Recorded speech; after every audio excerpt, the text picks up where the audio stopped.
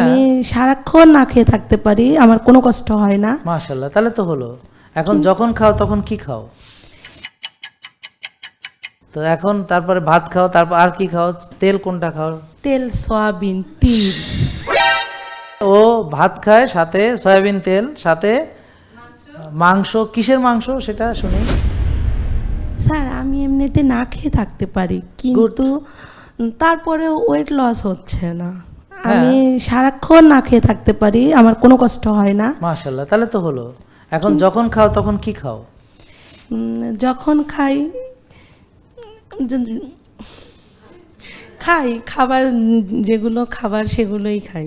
সবই তো খাবার, যেমন ধরো মদও একটা খাবার না, ওগুলো মানে ড্রিঙ্কস টাইপের কিছু খাই না স্যার। না না, আমার কথা হচ্ছে যে তুমি ভাত খাও, তারপর ভাত, সবজি, মাংস বেশি খাই। হ্যাঁ, তাহলে কি ভাত খাও? ভাত, চিকন চালের ভাত খাই। চিকন চাল আর না না, ধবধবে? আমাদের বাড়ির চাল স্যার। ওই তো, এবং ধবধবে সাদা। সাদা? আমারটা ধবধবে সাদা না স্যার, আচ্ছা, একটু একটু লাল লাল। আচ্ছা ঠিক আছে, একটু লাল, তাহলে তো অতটা ভালো না। যাই হোক, তো এখন তারপরে ভাত খাও, তারপর আর কি খাও? তেল কোনটা খাও? তেল, সয়াবিন, তিল। স্যার আমি আচ্ছা, ঠিক 1 মাস আছে। যাব সরিষার তেল খাওয়া শুরু করছি। আচ্ছা ঠিক আছে, তাহলে 1 মাস খাচ্ছ, ভালো। তারপরে সেই সরিষার তেলটা কোত্থেকে নিছো? ঘানি থেকে ভাঙানো? হ্যাঁ, মেল থেকে বানানো। মেল আর ঘানি এক, তাই তো? জি, কাঠের ঘানি আর মেল একই জিনিস, তাই না? এক জিনিস না, হয়তো আমি জানি না স্যার, তবে ওই যে আমাদের বাজারে একটা মেল আছে, ওই মেলে ভাঙায় মেলটা বিক্রি তো করে। আর কাঠের ঘানি না, তাই না না? না, শোনা? কাঠের না, লোহার। আচ্ছা লোহা, আচ্ছা তাহলে মানে লোহার কাঠ কি এক? না। আচ্ছা যাক, তার মানে তুমি যা খাচ্ছ ওই বাজারের আর সয়াবিন আর সরিষা, ও আর কোনো পার্থক্য থাকে না। তার মানে আমরা দেখতেছি যে ওর কেন ওজন কমে না, বুঝতে হবে আমাদেরকে, ঠিক কিন্তু আছে? আমার না খেয়ে থাকলে তো স্যার কষ্ট হবে। এই যে রোজার বিষয়টা যে বললেন, তো রোজা যদি রাখি, তো রাতে আমি কি খেতে পারি? না, রাতে খাবোই না কিছু। না, এটা তুমি আমার এই যে কি বললাম জানার যে ইচ্ছা। তুমি যদি 1 মাস না খাও মরবা না, সেটাই বললাম আর কি। তুমি তো মরবো না এটাও আমি জানি স্যার, যেহেতু তাহলে এতদিন এত না খেয়ে চিন্তা আসছি, কেন? তাহলে এত চিন্তা মরিনি। কেন? কিন্তু ওই যে রোজার বিষয়টা যে বললেন, হ্যাঁ, তাহলে চিন্তা কেন? তার মানে তুমি নিশ্চিন্ত থাকো আগে, যে তোমার একটা যে মানে না খেলে তুমি মরছো না, তাহলে তো ভেরি মানে তুমি এটা মানে কি বলবো, মানে মানে একটা ভয় বা আশঙ্কা যেন না থাকে, এটা টেনশন যেন না থাকে, এটা গেল। স্যার আমার আরেকটা আচ্ছা, এখন আসো, সমস্যা। তারপরে ও ভাত খায় সাথে সয়াবিন তেল, সাথে মাংস। কিসের মাংস সেটা শুনি? গরু মাংস, মুরগি। তাহলে গরুটা তো নিশ্চয়ই ওই যে সেই বাজার থেকে যে গরু কেন, তাই না? চাষের গরু। জি। মুরগিটা ফার্মের, তাই না? ডিমটা চাষের, তাই না? হ্যাঁ, কি কি কি কি পাকিস্তানি কক হয়, কক হয়। হ্যাঁ, ওই আর কি, মানে ঘটনা একই। একই। হ্যাঁ, লাউ আর কদু, মুরব্বা একই। তা এখন দেখেন ওর কথাতে কি বুঝলাম, যে তার মানে আমি কি বললাম, যে একটা লোক না খেয়ে থাকলেই ওজন কমবে না। যখন সে খাচ্ছে, সে তো চিনি খাচ্ছে, প্রসেসড ফুড খাচ্ছে, আলট্রা প্রসেসড ফুড খাচ্ছে, সেটা দিয়ে তার শরীর গঠিত হচ্ছে। দেখেন এই যে না খেয়েও ফুটফুটে সুন্দর, হ্যাঁ, না খেলেও সে। স্যার আরো ওয়েট বাড়ছে, আমার 90 কেজি ছিল, এখন আমি আজকে কি এখানে বলেছি, মেপে তোমার দেখি। যদি ইনসুলিন বেশি থাকে, শোনো না কি বলেছি, শুনেছো? তোমার যদি ইনসুলিন বেশি থাকে, তাহলে তুমি যদি বাতাস খাও তাও মোটা হবা। জি, তাই। আর তুমি তো অলরেডি বাতাস না, সয়াবিন খাচ্ছ, সাদা ভাত খাচ্ছ, হ্যাঁ, তুমি তো চাষের সবজি খাচ্ছ, তারপরে চাষের মাছ খাচ্ছ। হ্যাঁ, রোজা রেখে ইফতার বা সেহরিতে আমি কি খাবো, মানে কতটুকু? মানে আমরা যে খাবারগুলো তোমাকে সাজেস্ট করব, সেগুলো মানে তুমি কি ইফতারের আগে খাবে না পরে খাবে, নাকি খাওয়ার আগে নাকি না, পরে খাবে? ইফতারের পরেই কিছু খেতে চাচ্ছি, যে যেটা একদম স্বাস্থ্যসম্মত। আর বাবারে, সেহরিতে স্বাস্থ্যসম্মত ব্যাপারটা হচ্ছে, এটা তো ডিপেন্ড করে। যেমন এই যে এই ছেলেটা বসেছিল শুকনা, ও যদি এখানে তুমি যা খাও তাও খায়, তাও ওর স্বাস্থ্য এখনই নষ্ট হবে না, এখনই নষ্ট হবে না। কিন্তু তুমি যদি এখন একটুও চিনি খাও, সেটা ভাত হোক, রুটি হোক, ফল হোক, দুধ হোক, বা তুমি প্রসেসড খাবার খাও, তাহলে তুমি এই যে বললা, তুমি কোনো দিনই শুকাবা না, আরও মোটা হবা, সারাদিন না খেয়ে থেকেও মোটা হবা। ঠিক আছে, বুঝে গেল? কারণ কি, তোমার অলরেডি মেটাবলিজম শেষ। তাহলে তোমার ইনসুলিন লেভেল কত সেটা আমরা দেখব। তোমার ইনসুলিন যদি বেশি হয়, তো ইনসুলিন কমিয়ে তারপর যতদিন তুমি ইনসুলিন কমাতে পারবে না, ততদিন তুমি যাই করো না কেন মোটা হতেই থাকবে। আমি দীর্ঘ 3-4 মাস আগেও 90 কেজি ছিলাম, এখন আবার আজকে এখানে মাপে দেখলাম আর কি 99 হয়ে গেছি। 9 কেজি। জি হ্যাঁ, বেড়ে তো এই গেছে। যে তাহলে না খেয়ে বেচারা না 9 খেয়ে কেজি থেকে বেড়েছে। লাভটা হলো কি? তো চিন্তা করেন তাহলে ও যদি খাইতো তাহলে কি হইতো 110। জি হ্যাঁ সেটাই লাভ হয়েছে যে তুমি এখন 150 কেজি হও নাই, এটাই লাভ হয়েছে। তাহলে এখন লাভ তো হয়েছে, তো 150 কেজি হয়ে যাইতা, এই যে এটা একটা লাভ হয়েছে। হ্যাঁ, আর আমাদের কথা হলো যে পূর্ণাঙ্গভাবে আমাদের লাইফস্টাইল তোমাকে মানতে হবে। তাহলে আমাদের লাইফস্টাইল মানতে হলে তাকে প্রথমেই দেখতে হবে যে তার HumaIR কত, ইনসুলিন কত। তো আমরা তাকে খাবার তালিকা দেওয়ার সময় ওই যে রিপোর্টের আলোকে তাকে কি কি খাবার সে খাবে, কোনটা খাবে না সেটা বলে দিব। তারপর সে খেলো, এগুলো খেয়ে রোজা রাখলো, ব্যাস। তারপর সে ব্যায়াম করবে, তারপর সে আর্লি ঘুমাবে। সত্যি কথা বলো, ঘুমাতে যাও কয়টায়? রাত 3টা না 4টা, নাকি ভোরে ফজর পড়ে ঘুমাও? 2:30 3টা। Good, তারপরে হ্যাঁ। আবার তাহাজ্জুদ পড়ে ঘুমাই স্যার। মাশাআল্লাহ, না সেটা আমরা বুঝছি যে তুমি তাহাজ্জুদ পড়ো, কিন্তু কথা হলো যে 2:30 3টা বাজে সে তাহাজ্জুদ পড়ে ঘুমায় আর কি। তারপর ফজর পড়তে পারো? জি স্যার পড়তে আচ্ছা, যাক, পারি। তা তো ভালো। মানে আমি যখন চাই উঠতে পারি, কিন্তু স্যার একটা আমার সমস্যা ওটা কি, হয় আমি না। মনে মনে কথা বলি। এটা কি আমার কোনো রোগ হতে পারে? মনে মনে তো সবাই কথা বলে। না স্যার, মনে মনে কথা বললে তো আর ঘুম ধরে না। একা একা একাই একা মনে কি মনে বলে একা এমনি শুনি? মানে একা একা মনে মনে কথা বলি কি, এটা করলে ভালো হতো, ওইটা করলাম কেন, ওইটা না করলেও তো হতো। মানে আমি সারাক্ষণ এইটা নিয়েই ভাবতে তা তো থাকি। ভালো, তো এটা আত্মসমালোচনা, এটা তো খুবই ভালো জিনিস। তো তুমি অনেকটা নবী রাসূলদের পর্যায়ে চলে যাচ্ছ। কারণ না হচ্ছে স্যার, যে- না স্যার, কারণ না হচ্ছে স্যার। যে আমরা শুনেছি যে রাসূল সাল্লাল্লাহু আলাইহি ওয়াসাল্লাম নাকি আত্মা সবসময় জীবিত, মানে ইয়ে হইতো, ওনার আত্মা নাকি ঘুমাতেন না, এটাই শুনেছি। কিন্তু স্যার আমি যে মনে মনে কথা বলি, এটা নিয়ে আমার খুব মানে ভিতরের প্রশ্ন। আমি আসলে কোন ডাক্তার দেখাবো এইটাও আমি মানে ভাবি। মানে তুমি যেহেতু আপনি তোমার বলতে, মনে মনে কি পাইছো, আজকে এখানে আসলা কেন? স্যার আপনার ভিডিও আমি অনেক দেখি তো, অনেক? অনেক আচ্ছা। মোটামুটি অনেক ভিডিওই দেখি, দেখে ভালো তুমি লাগে। ওই সেই সাদা ভাতই খাচ্ছ, তাই তো? আর এই যে ভিডিওগুলো মনে হয় তুমি ইফতার দেখো, পরে না না, ভিডিওগুলো মনে হয় তুমি দেখো হচ্ছে রাত জেগে জেগে নাকি? রাতে জেগে না, মানে মানে 3টা প্রায় পর্যন্ত সময় কি দেখি। করো তুমি? 2:30 3টা পর্যন্ত?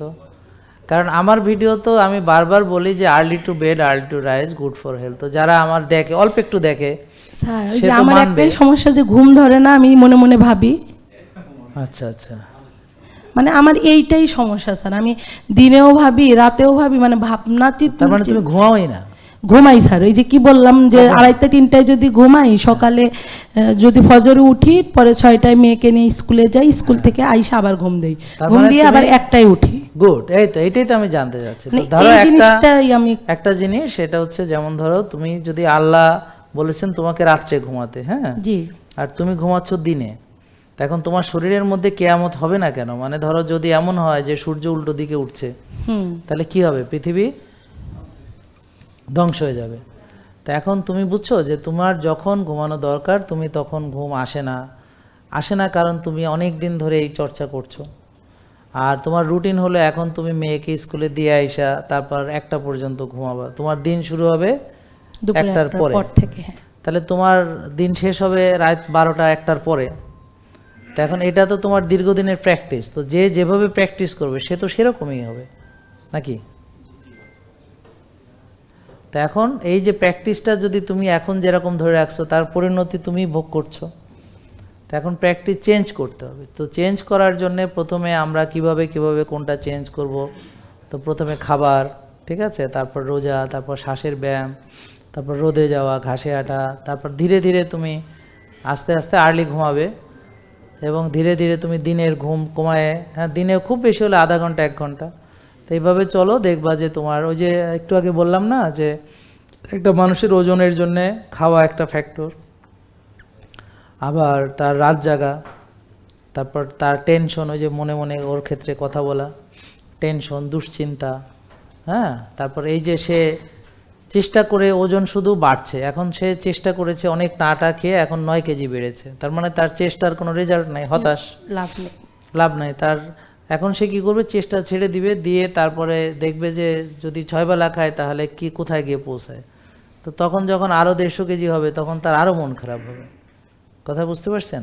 তো আমরা কি করি, যেমন ধরেন একটা মেয়ে আমাকে ফলো করে 20 কেজি কমাইছে, কমানোর পরে তার কিন্তু খেয়াল করেন 20 কেজি কমেছে, এখন আর কমছে না। এখন কেন কমছে না, এই জন্য মেজাজ খারাপ করে সে আবার সব ছেড়ে ছুড়ে দিয়ে এখন আরও 20 কেজি বাড়াইয়া আরও 5 কেজি বোনাস 25 কেজি বাড়াইছে। তো এখন তুমি যখন দেখবা যে একটা যেটাই নিয়ম তুমি একটা মানো না কেন, মেনে তুমি হয়তো ভালো রেজাল্ট পাইলা না, কিন্তু ছেড়ে দিলে কি হবে সেটাও ভাবতে হবে, বুঝছো? ও তো 20 কেজি কমাইছে, কিন্তু এখন ও ধরে রাখলে কিন্তু 20 কেজি আর বাড়ে না, এটা তো তার একটা অ্যাচিভমেন্ট। তো কিন্তু সে এটা করবে না, কি করবে, আরও কেন কমতেছে না, আরও কেন কমতেছে না, এইভাবে সে তারপরে সব ছেড়ে দিবে। হ্যাঁ, ইবলিস এসে বলবে এই তুই খামাখা এগুলো কেন করছিস, তুই তো আগেই তো ঠিক ছিলি, হ্যাঁ তো দেখ কমে না, তো দেখ কমে না, হ্যাঁ। তো এখন ছেড়ে ছুড়ে দিয়ে তখন আর সে ওজনও মাপবে না, তারপর যখন মাপবে দেখবে 25 কেজি বেড়েছে, তারপর কবে দেখছো খামাখায় কেন মানতে গেছিলাম, এখন তো আরও 5 কেজি বেশি বাড়ছে। তো ইবলিস বলবে তার চেয়ে তুই যেমন আছিস তেমন থাক। কিন্তু যেমন আছে কেউ তেমন থাকবে না, এরপর এক সময় মাজা যাবে, গিরা যাবে, বুঝতে পারছো? তারপর তার এখন এখন যেমন রাত্রে চাইলে ঘুমাতে পারছে না, তারপর একটা সময় তার এত মানসিকভাবে হবে, তো সবাই বলবে তুই পাগল হয়ে গেছিস, পরে দেখবে স্যার এখন পাগলের আমি কি ডাক্তারের করব কাছে। যদি একটু প্লিজ বলতেন। হ্যাঁ, না কি করবা সেটা তো আমরা অলরেডি বলেছি, কিন্তু তুমি যেহেতু বোঝোনি তা তো তুমি আর কোনোদিন বুঝবা না। আমরা কি বলেছি কি করতে হবে, প্রথমে আগে পরীক্ষা করে, তারপর ইনসুলিন কত, তারপর তাকে যে খাবার দেওয়া হবে সেগুলোর বাইরে খাবে না, তারপরে সে পাশাপাশি ব্যায়াম করবে, রোজা রাখবে, তারপর কিভাবে আর্লি ঘুমানো যায় সেটার জন্য চেষ্টা করবে, তারপরে শ্বাসের ব্যায়াম করবে, রোদ্রে যাবে, ঘাসে হাঁটবে, এগুলো তো তাকে বলা হয়েছে, কিন্তু ও বুঝেনি। এখন কিভাবে বললে বুঝবে, তাহলে এগুলো আমরা বলেছি, তা এখন তুমি তো বুঝোনি, এখন কি করতে হবে কিভাবে বললে বুঝবে? এটা আমি বুঝেছি স্যার। তো তাহলে আগে যা বুঝেছো সেটা করে আসো, জি স্যার। তাহলে তো হলো না। ওইটা ওই যে ভাইও বুঝছে যে দিনের ঘুম সবাই বলছে নাকি ছাড়তে হবে। তাহলে আমি দিনে কি তাহলে একটু ঘুমাবো না, ওই সকালে 6টায় উঠে যাব আর এখন তো- ঘুমাবো না? না, এখন তো তুমি যেহেতু তোমার রাতের ঘুম যতদিন ভালো না হচ্ছে তো দিনে ঘুমাবা, ঠিক আছে, তবে দিনের ঘুম কমাইয়া কমাইয়া রাতের ঘুম বাড়াইয়া বাড়াইয়া আস্তে আস্তে তোমাকে ওই জায়গাতে আসতে হবে যেটা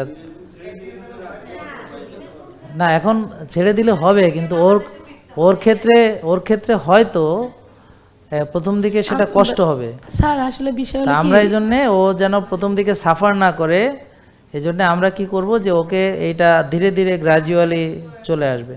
কারণ ড্রাস্টিক্যালি যদি হঠাৎ করে সে ধরেন না ঘুমালো, তো তার এতদিনের অভ্যাস, তো এবার তো সে আসল পাগল হয়ে যাবে, এবার তো মনে কথা সে জোরে জোরে কওয়া শুরু করবে, তখন তো তারে নিয়ে রাইখে দিবে সবাই ওই পাগলা গারদে। সেই জন্য আমরা তাকে চাচ্ছি যে আস্তে আস্তে সে ওদিক থেকে ধরো একটায় উঠে তো 12টায় উঠবে, আর এদিক থেকে 1 ঘন্টা আগে যাবে, আবার এইভাবে আস্তে আস্তে দিনের ঘুম কমিয়ে ধীরে ধীরে রাতের ঘুম বাড়াবে, ধীরে ধীরে এদিকে চলে আসবে। কারণ তার এটা তো অনেক দিনের অভ্যাস, হঠাৎ করে তার পরিবর্তন করার তো দরকারও নাই, আস্তে আস্তে হোক, কথা বুঝতে পারছেন? আর এত অনিয়ম করেও সে যাতে মরে নাই, দাঁড়াইয়া রয়েছে, তাহলে এখন যেহেতু সে নিয়মের ভিতরে আসবে, তো একটু ধীরে সুস্থে হইলেও তো অসুবিধা হচ্ছে না, কারণ অনিয়মের ভিতরে তো সে জীবিত দাঁড়িয়ে আছে। আর যখন সে নিয়ম মানা শুরু করবে তখন তো তার উন্নতি ঘটবে, হ্যাঁ, তো সেই উন্নতিটা যদি আস্তেও ঘটে তাতেও আমাদের কোনো অসুবিধা নেই, ঠিক আছে, যেহেতু তার বয়স এখনো অত বেশি না। হ্যাঁ, ঠিক আছে, বোঝা গেল? তাই তো সব বুঝে গেছে, মাশাআল্লাহ, থ্যাংক ইউ স্যার। আলহামদুলিল্লাহ, যাক, খুব ভালো। এতদিন ভিডিও দেখে সে বোঝেনি, কিন্তু এখন কিন্তু ঠিকই বুঝছে, মাশাআল্লাহ মাশাআল্লাহ। জেকে লাইফস্টাইল, ওষুধ মুক্ত সুস্থ জীবন।